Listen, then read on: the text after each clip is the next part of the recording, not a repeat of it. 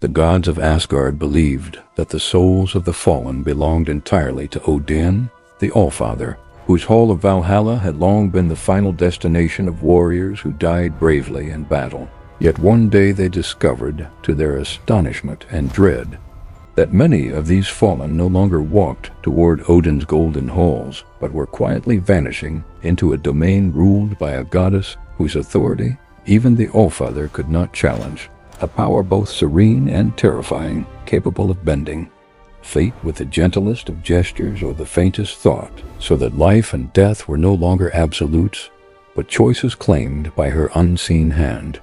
This was not a rebellion born of rage, nor a careless misstep of the divine order, but a deliberate act of balance, an assertion that destiny could not be monopolized, and that even Odin's wisdom and power, vast as they seemed, were insufficient to contain the flow of souls that this goddess, Freya, chose to guide along a path of her own design. And so, with the first fallen warrior stepping silently into her hall rather than Valhalla, the gods of Asgard learned a chilling truth, that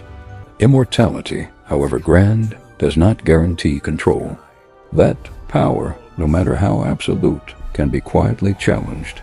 and that fate, once divided, ripples outward in ways no god, mortal, or prophecy could ever fully predict, forever altering the balance of life, death, and the fragile threads that connect them. Unveil the legends.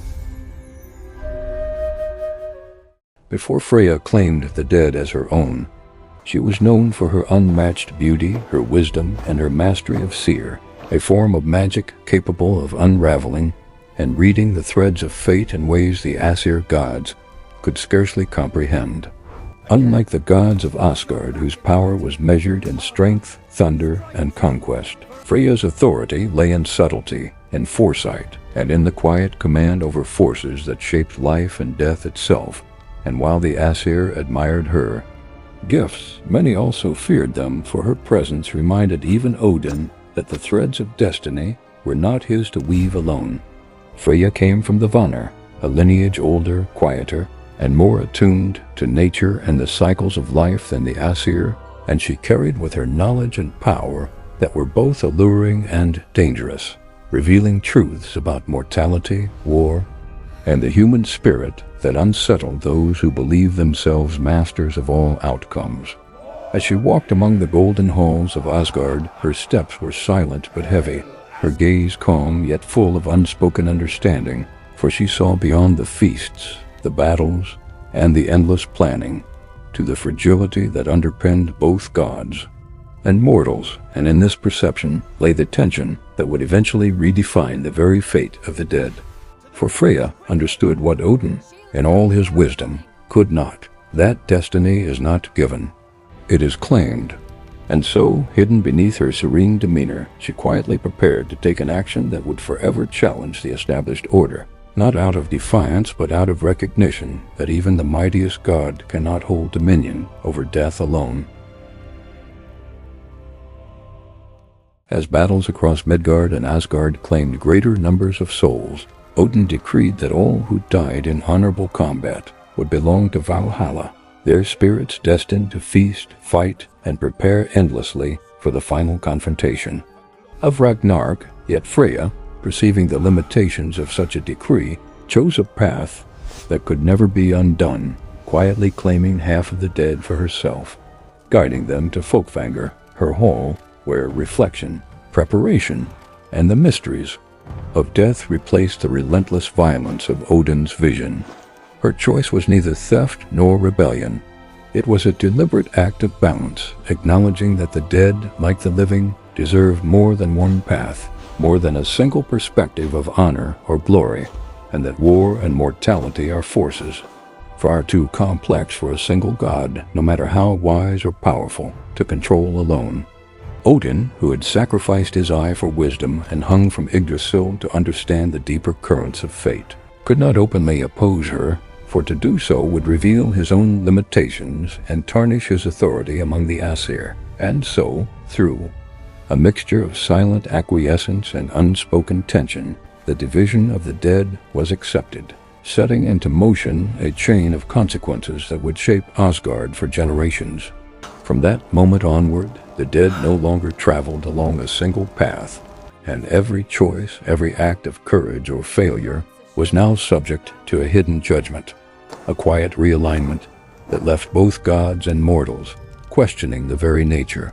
of destiny. And in this subtle yet irreversible act, Freya demonstrated that power is not only measured in strength or command, but in vision, foresight, and the courage to act where others dare not tread. The consequences of Freya's claim unfolded not as immediate chaos, but as a slow, creeping uncertainty, one that reached into the minds of gods and mortals alike, altering perceptions, expectations, and the very understanding of life and death. Warriors who believed they were destined for Valhalla awoke, in spirit within Fólkvangr, greeted not by endless combat, but by fields of quiet reflection, where the battles of their lives were weighed against the choices they had made, and where honor was measured not solely by bravery and war, but by courage and life, mercy and the understanding of mortality.